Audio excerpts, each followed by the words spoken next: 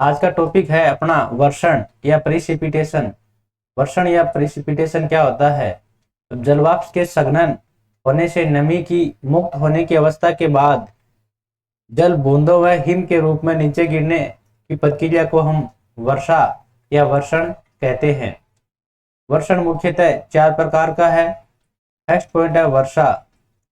जब संघनन क्रिया 0 डिग्री से ऊपर, ये ध्यान रखना, ऊपर होती है तो जल बूंदों के रूप में नीचे गिरता है, जिसे हम वर्षा कहते हैं।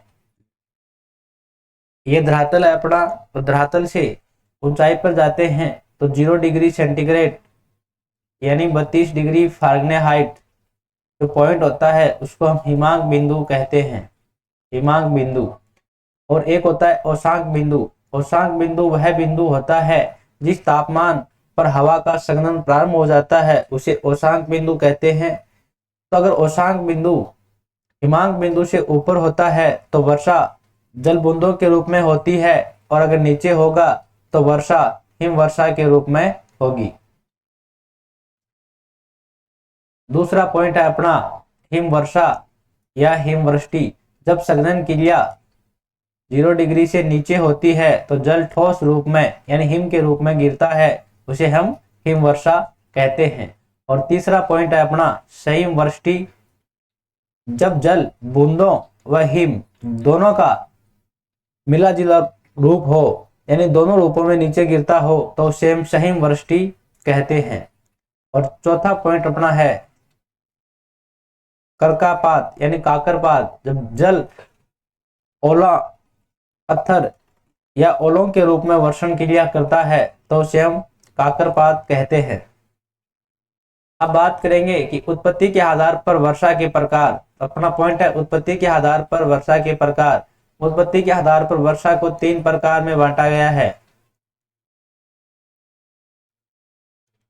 3 रूप में बांटा गया है। फर्स्ट पॉइंट अपना है सवनीय वर्षा, और सेकंड पॉइंट है पर्वतीय वर्षा, और थर्ड पॉइंट है चक्रवातीय वर्षा। बात करेंगे सवनीय वर्षा की, तो सवनीय वर्षा क्या है कि विषुवत रेखीय भागों में, खासकर उत्तरी गोलार्ध में वर्ष भर उच्च तापमान के प्रभाव से धरातल के संपर्क में वायु गर्म होकर श्रवण धाराओं के रूप में ऊपर उठती है, जिससे संघनन की प्रक्रिया होती है तथा कपासी बादलों का निर्माण होता है एवं दोपहर के बाद वर्षा होती है, उसे हम सवनीय वर्षा कहते हैं। यह अपना धरातल है और धरातल से हवाएं सवनीय धाराओं के रूप में, ये सवनीय धाराएं हैं।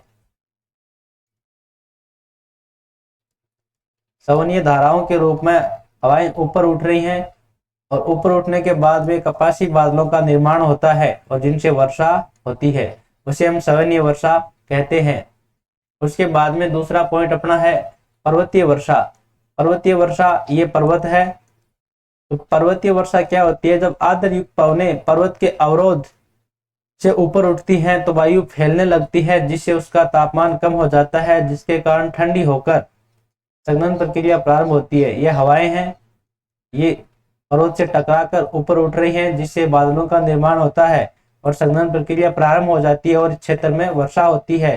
इसे वृष्टि क्षेत्र कहा जाता है। जब ये हवाएं पर्वत से नीचे उतरेंगी तो संपीड़न के कारण हवाओं का तापमान बढ़ने लगेगा, जिस कारण वाष्पीकरण की प्रक्रिया प्रारंभ हो जाती है और वर्षा रुक जाती है। इसलिए ये क्षेत्र वृष्टि छाया क्षेत्र कहलाता है। और यह ढाल हो गई पवनमुखी ढाल।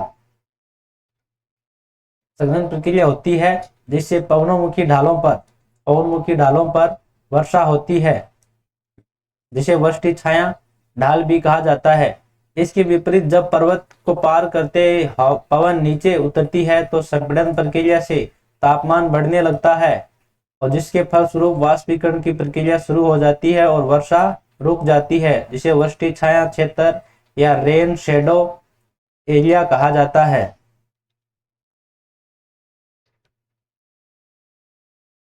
मेन पॉइंट ये है अपना कि विश्व में सर्वाधिक वर्षा की बात करें तो वो पर्वतीय वर्षा के रूप में होगी, और भारत में भी सर्वाधिक वर्षा है वो पर्वतीय वर्षा के रूप में होती है। चक्रवातीय वर्षा क्या होती है? ये चक्रवात होते हैं इस प्रकार से, और हवाएं परिधि से केंद्र की ओर गति करती हैं। केंद्र की ओर गति करने के बाद में केंद्र से हवाएं ऊपर उठती हैं और वर्षा करती हैं उसे चक्रवातीय वर्षा कहते हैं। यानी चक्रवातीय वर्षा का मतलब है चक्रवातों के सारे होने वाली वर्षा। इसमें पवनें परिधीय भाग से केंद्र की ओर चलते हुए ऊपर उठती हैं, जिसे होने वाली चक्रवात वर्षा को चक्रवातीय वर्षा कहते हैं। अब बात करें विश्व में वर्षा वितरण की विशेषताएं क्या हैं, तो पहली विशेषता यह है कि महासागरीय भागों की अपेक्षा महाद्वीपीय भागों में वर्षा कम होती है। दूसरी विशेषता यह है कि विषुवत रेखा से ध्रुवों की तरफ जाने पर वर्षा की मात्रा घटती है। और नेक्स्ट पॉइंट अपना आता है कि समुद्र से स्थलीय भागों की ओर जाने पर वर्षा की मात्रा कम होती है। जैसे ये समुद्र है और ये स्थल भाग है। समुद्र से तट से समुद्र की तरफ जाएंगे, तट से स्थल की तरफ जाएंगे तो वर्षा की मात्रा कम होगी। नेक्स्ट पॉइंट अपना है कि 40 से 60 डिग्री अक्षांशों के बीच दोनों गोलार्धों में पछुआ पवनों से महाद्वीपों के पश्चिमी भाग में वर्षा अधिक होती है, जबकि पूर्वी भाग में वर्षा कम होती है। नेक्स्ट पॉइंट है कि 5 से 30 डिग्री अक्षांशों के बीच दोनों गोलार्धों में महाद्वीपों के पूर्वी भागों में वर्षा अधिक होती है, जबकि पश्चिमी भागों में वर्षा कम होती है। यहाँ पे वर्षा 5 से 30 डिग्री के बीच होने वाली वर्षा होती है वो व्यापारिक पवनों के द्वारा होती है। नेक्स्ट पॉइंट है कि सर्वाधिक वर्षा के क्षेत्रों की बात करें जहां औसत वर्षा 200 सेमी है, उसमें विषुवत रेखीय भाग आते हैं। जैसे कांगो बेसिन आ गया, अमेजन बेसिन, इंडो मलाया क्षेत्र और मानसूनी जलवायु क्षेत्र।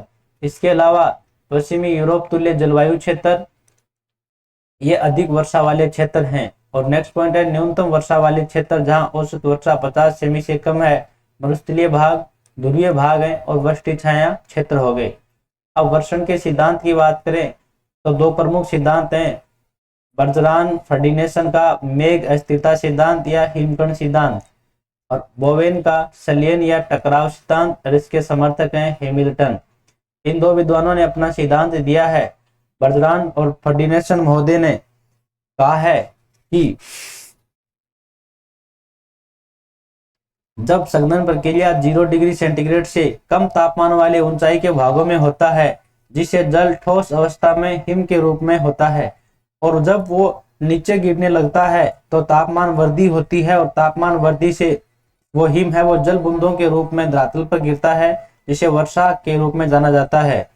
जब कभी हिमकणों का आकार बड़ा होता है तो वर्षण प्रक्रिया से तापमान बढ़ने के बाद वो हिमकण छोटे हिमकण के रूप में बदल जाते हैं, जिसे ओले गिरते हैं। उसके बाद में बात करें तो बोवेन का सलियन या टकराव सिद्धांत, इसमें बोवेन ने कहा है कि जब छोटे छोटे जल बूंदे मिलकर बड़ी जल बूंदों का निर्माण होता है, जिससे वर्षण प्रक्रिया होती है।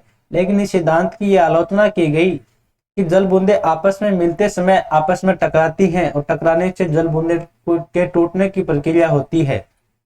बात तो यहाँ ठीक थी, लेकिन इसका स्पष्टीकरण आगे लैंगमोर महोदय ने किया। उन्होंने बताया कि जल बूंदों का आकार अलग अलग होता है, जो भिन्न भिन्न गति से नीचे की ओर गिरती हैं, जिसमें बड़ी बूंदें छोटी बूंदों से टकराते हुए छोटी बूंदों को अपने अंदर समा लेती हैं या आत्मसात कर लेती हैं, जिसके कारण वर्षण प्रक्रिया होती है। और इस सिद्धांत का समर्थन किया है हेमलेट महोदय ने, सलियन सिद्धांत का समर्थन किया।